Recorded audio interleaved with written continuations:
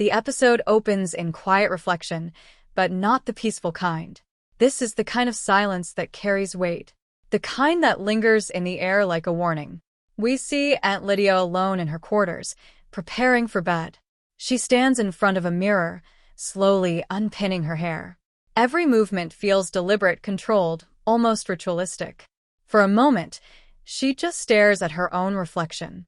And what she sees isn't power, it's time. She was once described as handsome, a word that suggests strength, presence, even dignity. But now she sees something else entirely. Her hair is thinner, shorter. Her face is marked by age. There's a fragility creeping in that no amount of authority can hide. And Lydia knows it. She knows she is dying. Not immediately, not dramatically, but steadily, quietly, inevitably.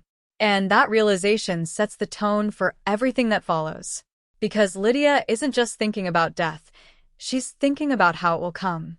Will she fade away in obscurity, tucked behind the walls of Ardua Hall as the regime continues without her?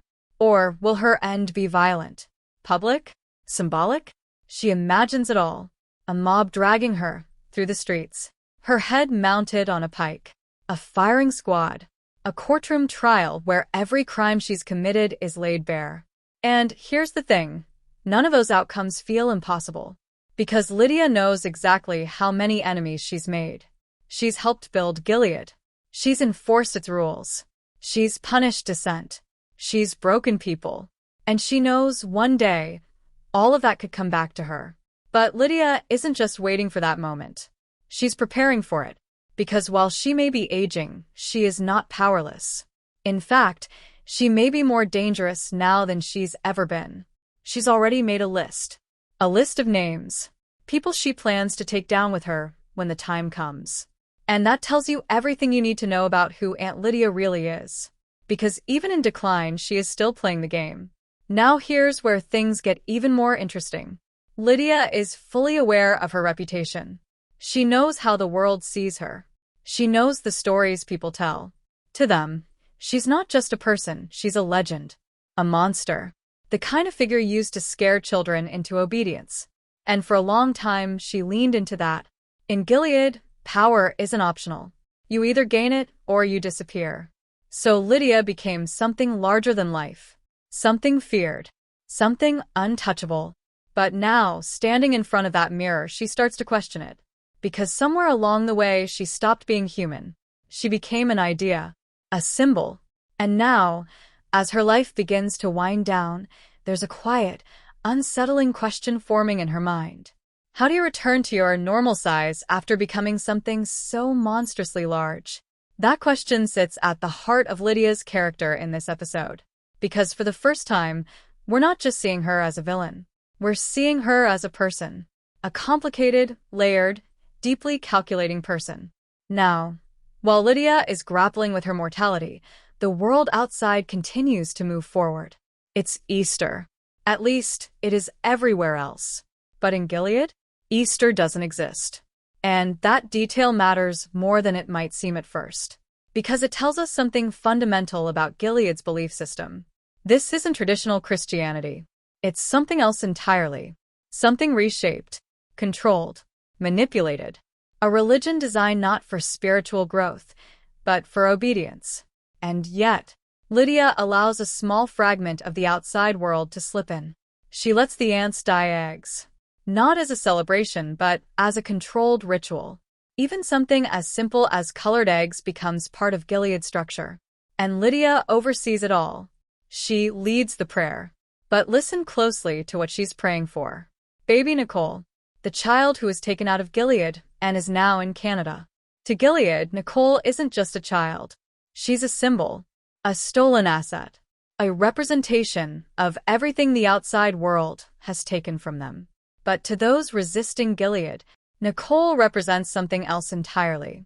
Hope, freedom, escape. And that's where things get uncomfortable. Because in both cases, Nicole is no longer just a person. She's an icon. And when someone becomes an icon, they stop being human. Their individuality disappears. Their story becomes a tool.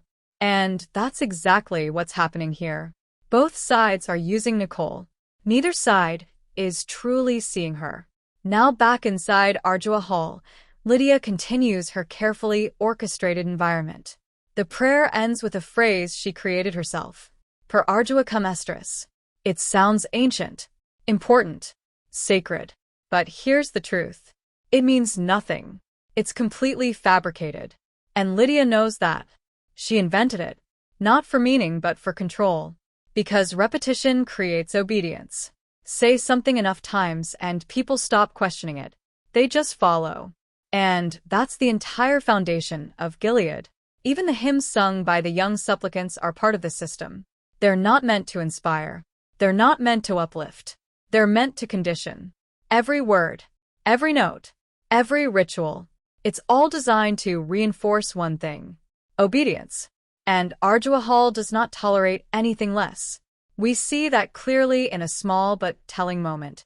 As the meal ends, Lydia notices something. Aunt Elizabeth takes one extra egg. It's subtle, quiet, almost insignificant. But Lydia sees it. And more importantly, she sees Vidala watching it. That's how power works here. Nothing goes unnoticed. Everything is observed. Every small act carries weight. And Lydia, she catalogs all of it.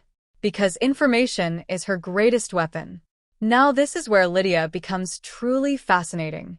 Because while others in Gilead rely on brute force or status, Lydia relies on knowledge.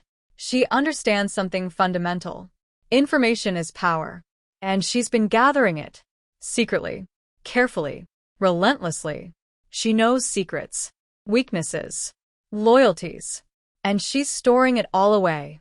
Because when the time comes, that information will be her leverage. Her insurance policy. Her final move. And that's what separates Lydia from everyone else. She's not just surviving Gilead. She's planning beyond it. Now, when we compare Lydia to someone like Agnes, the contrast is striking.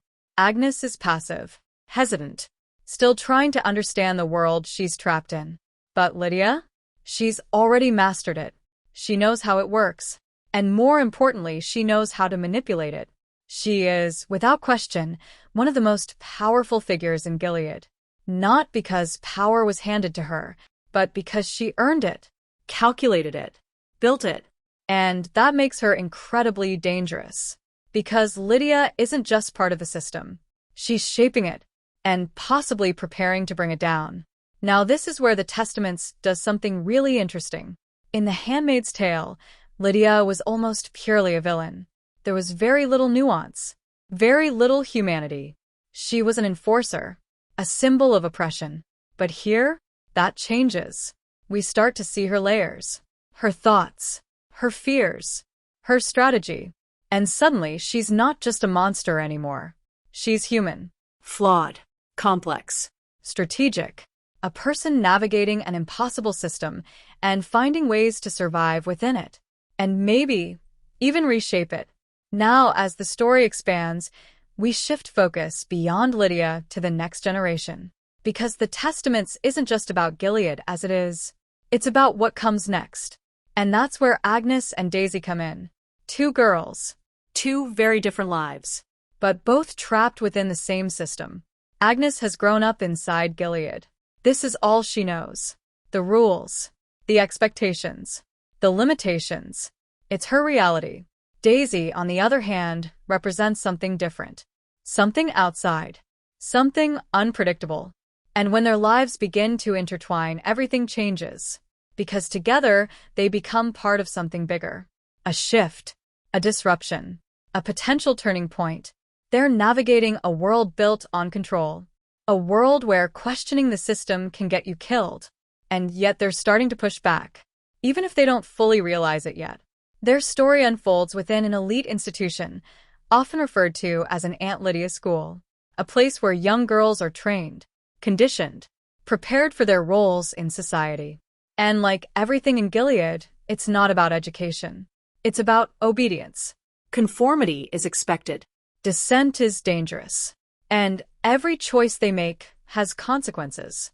But as tensions rise, as secrets begin to surface, It becomes clear that this system isn't as stable as it seems. Cracks are forming. And Lydia? She sees them. She's watching, waiting, because if Gilead is going to fall, she intends to control how it happens. And more importantly, who falls with it. So as we move forward in this series, the real question isn't just what will happen next. It's this: when the system starts to collapse, Who will be ready? and who will be caught in the fallout? Because one thing is certain, Aunt Lydia is not going down quietly.